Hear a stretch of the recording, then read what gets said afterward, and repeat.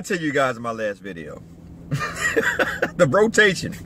When I talk about Travis Webb, when I said that Kevin Durant, we should have beat them based on the fact that Kevin Durant was hurt. I didn't even put that in my video because I know a lot of y'all don't do research. But that's why I said the Lakers should have beat Golden State the last game. Kevin Durant was hurt. He was hurt since Sunday, and when he collided with Towns in the loss against Minnesota. And he played through games in order to get through it. But you know, the Lakers fan base, you know, not all of y'all, but majority of y'all sit there and y'all say, well, let's make these excuses up. And that's my problem about being biased, because we constantly try to find excuses to a logic when you know in reality that we should have beat these teams. Period. Here goes the Miami Heat, for example.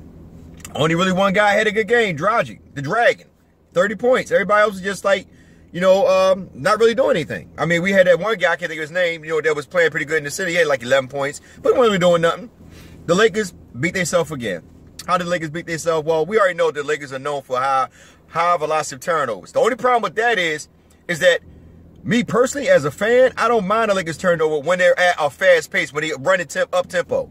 But the Lakers Lakers in the last couple games have really ran a lot of up tempo. They have gotten away from inside the paint. They have started taking more and more jump shots.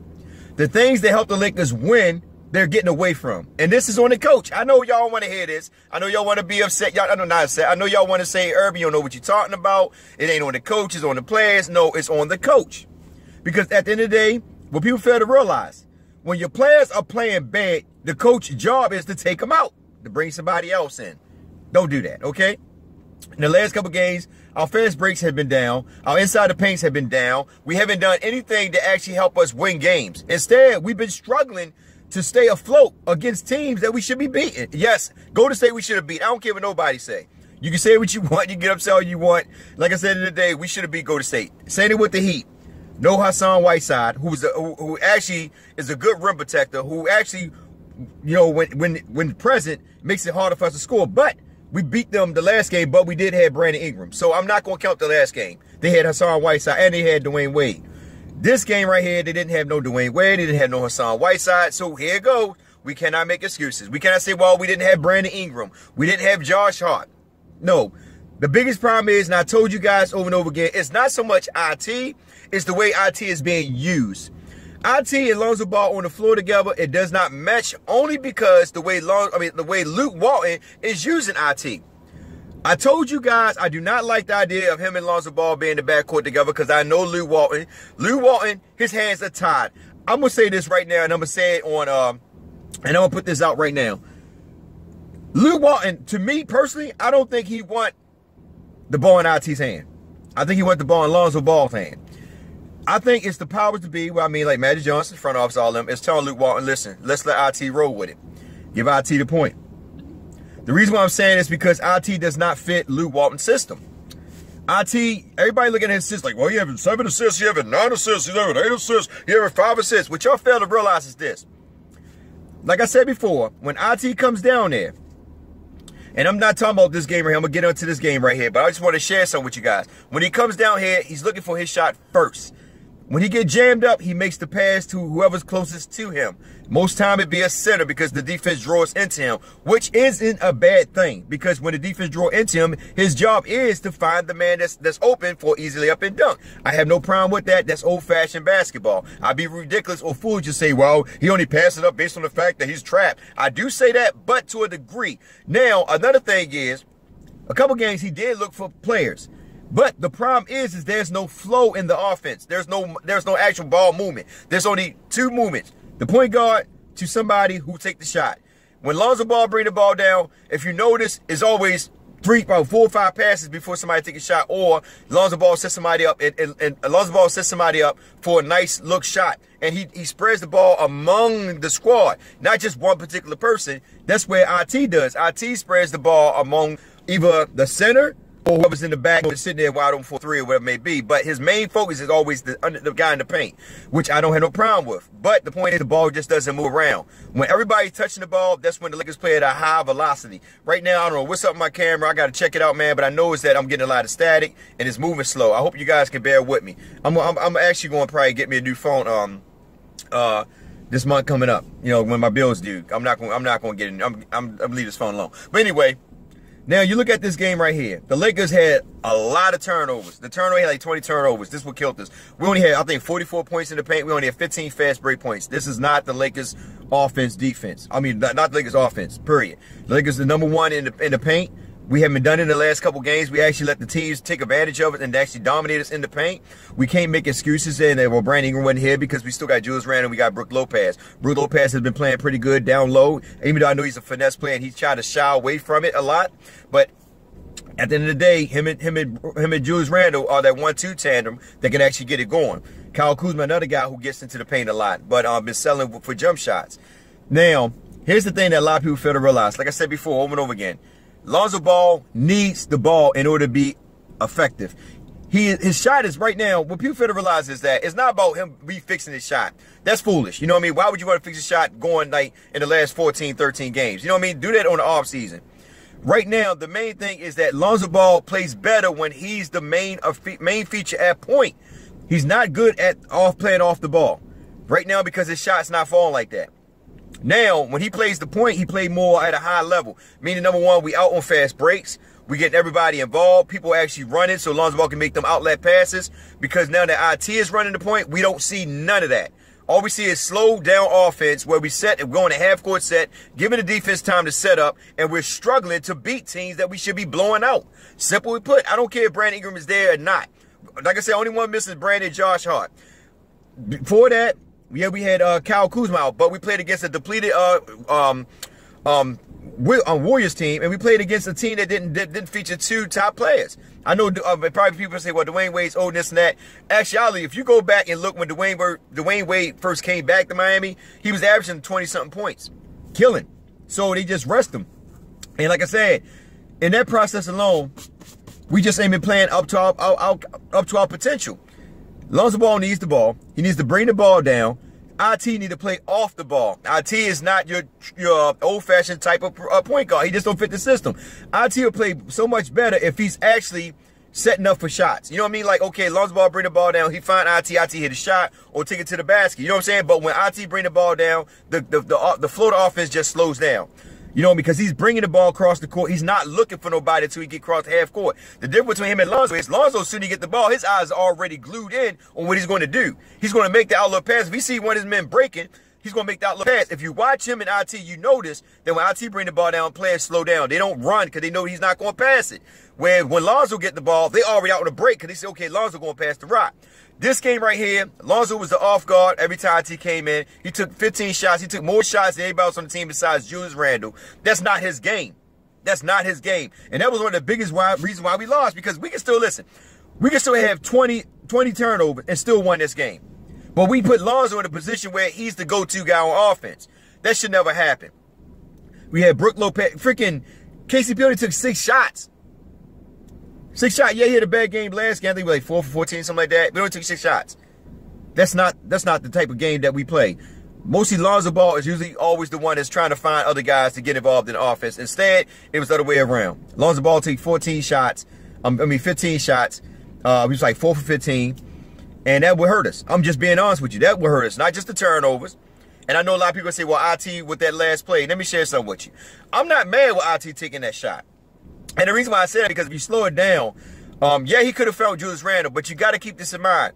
IT's only 5'9". Those guys that came up on him were like 6'7", 6'8". So it would have been very difficult for him to make that pass to Julius Randle. That's what people fail to realize. If him to make that pass, think about it. If he'd have made a bounce pass, if you see Lonzo Ball's defender run into the paint, he would have intercepted that if he'd have made a bounce pass. It had to be a precise time pass in order to get it to Julius Randle. Because Kyle Kuzma was cutting there too. So Kyle Kuzma was cutting to the paint too because they knew IT was going to take the shot. See what I'm saying? Now, for instance, if IT would have, like, you know, if they would have called a play, like, listen, if IT get the shot, get the play. Well, I'm not going to say that because, you know, anything can happen. When you got 5 seconds on the clock, you know, adrenaline is pumping and you're trying to make that right play. So I'm not mad at IT taking the shot. Yeah, he could have found Julius Randle, but like I said, there could have been a lot of things that could have happened in between that. He could have tried to, you know, throw it over him. Them guys could have blocked the shot, grabbed a rebound, whatever. Or he could have tried to make the bounce pass where the guy that's coming in with Lonzo Ball could have intercepted it and knocked the ball away. So it had to be a precise pass. And the only one that does precise pass like that is Lonzo Ball. That's what I'm really mad at. Not about IT making a shot. I'm mad at Lou Walton putting IT in that last couple seconds to make a play. And that play was designed for Julius Randle. If it was designed for Julius Randle, why didn't you have Brook Lopez take the shot? No, take the pass out. Matter of fact, I would have took Kyle Kuzma to take the play out. I mean, took it out of bounds and let Brook Lopez and Julius Randle set up just in case if there's nothing for Julius Randle, I'd have went to Brook. Why? Because Julius Randle and Brook Lopez were your two hottest players in the game at that precise time. Why you take Brook Lopez out to bring in a 5'9" guy who you know they ain't gonna be able to get no pass off if you got guys that's taller than him trapping him? And that's what happened. So I can't really blame IT for that play because if he'd have made the shot, we as fans would have been hyped. Let's be real. If IT had made that shot, we as fans would have been hyped. So I wouldn't be biased to say, well, because he didn't make the shot, I would be frustrated. No, I'm frustrated with Luke Walton for making that play, for bringing IT in the last couple seconds when the guy was already 1 for 8, 1 for 9. I'm not too sure. I know he was off. He had an off game. And if I had an off game, I wouldn't have lived with him taking that. I wouldn't have lived with him taking that shot. No, I can say that. By him taking that shot, I wouldn't mind because I know Kobe sometimes would hit off game, but he'll hit that one game winning shot. Now, I'm not saying he's Kobe, but we know that IT can make those shots. The biggest problem, like I said, is that Luke Walton should never had him in the game. It should have been Brook Lopez still in there, and it should have been Kyle Kuzma taking the ball out and setting up a play for Julius Randle where the ball should have been inbound to Lonzo Ball, where Lonzo Ball could have made that play. Now, if Lonzo Ball would have made that play, 9 times out of 10 we'd have won it. That's all I'm saying. We are not using in the last couple games since IT been playing, or basement out and starting and coming in. When IT's on the floor, we're not using Lonzo Ball the way that we're supposed to use him. And my biggest problem is this. IT wants to start. He said, listen, he's not a 6-man. He wants to start. He's already letting you know that. So why do we feature him as the main point guard if he's not going to be around next season? That's on the coaching in the front office. If you know that this guy's not going to be around next season because he wants to start and you look at him being a 6-man because Lonzo Ball is your future player going forward, then why is he coming in as being the main point guard? This is my problem with the Lakers organization and the coaching staff. Lonzo Ball should be the main attraction when it comes to the point. Why do we have to now play off of IT and play him into a system, well, in a situation that he's not comfortable with, being the off guard, when KCP should be that? You know what I mean? Like, when you go that 3-guard set, why? Why is IT bringing the ball down? Why can't Lonzo Ball bring the ball down and let IT play off of him? That goes to the coaching. And I keep telling you fans that, but y'all don't want to hear nothing I got to say, man. Y'all want to sit there and try to find every excuse in the book to say, well, you know, no, IT should this or Lou Walton. Nah, man. Like I said before, Lonzo Ball in the last couple games has been bad. I mean, he's been bad on offense. Bad. Defensive-wise, hell, man. Defensive-wise, I think he's the best defensive player we got besides Julius, when Julius is not tired and being overused. But right now, Lonzo Ball and Julius probably the best defensive players that we got right now on this plan besides the ones that's out hurt, Josh Hart and Brandon Ingram. But these two guys have been playing at a high level. The biggest problem is that Lonzo Ball is not being used right on the offense because he got to feature IT. And I think that at the end of the day, that's why I don't put just the blame on Luke Walton, but I put the blame on the front office as well. Because IT, he might have a big ego. And us as fans on the outside looking in, we're going to make up excuses and say, well, maybe he doesn't, this and that. We don't know because we're not on the bench. We're not in the locker room. You know what I mean? So there could be a lot of things transpiring. And like I said before, at the end of the day, he did. One thing I credit him, finally, he said that, you know, he should did something different when it came to that last play. I'm not really blaming IT because if we'd have hit the shot, fans would have been all right with it.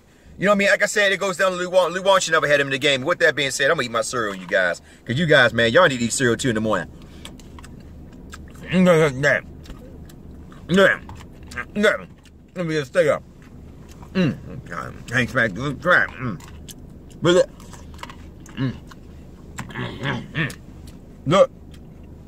So at the end of the day, it is what it is. We lost the game. That's why I said we're not going to the playoff. No, the hopes are going to the playoff. These two games right here are big games. Like I said before, going back to the nine-game losing streak, the KCP situation, and now losing games that we have control of that we should have won. That's why Luke Walton is upset. Luke Walton is upset saying that the team need to play much more together. He basically doing that at IT. I think he was doing that at IT, said the team need to play more better, you know, much better chemistry and all that. He didn't want to put IT name out there because I think, I don't know. I don't want to get into it. But at the end of the day, Luke Walton, I think you need to sit down with Magic Johnson now. Y'all need to figure something out because if IT is not, if y'all not looking to re-sign this guy at the end of the season, which I don't think y'all should because we got KCP and Josh Hart. The only way IT works, because he's not starting, the only way IT works if we get rid of Lonzo Ball. That's not happening. Listen, what people fail to realize, I don't mind Lonzo Ball averaging 8 points, 12 assists, 9 blocks. I mean, not 9 blocks, I'm sorry, 9 rebounds and 2 blocks, 4 steals. Why? Because when you got guys like Kuzma, Brandon Ingram, I don't know, Brook Lopez might be in next year. He might, I don't know. I'm not going to count him out, you know, especially if we don't get no center. He could be a nice addition come off the bench, or how they doing the rotation now. So I'm just throw him in anyway. You got Brook Lopez, Julius Randle, even Josh Hart. When you got like 5 guys, did I say KCP? I don't know if I did or not. But you got 5 guys that can score, that can give you 20 points at any given night. You don't need everybody dropping 20. You don't need everybody taking a lot of shots. You know what I'm saying?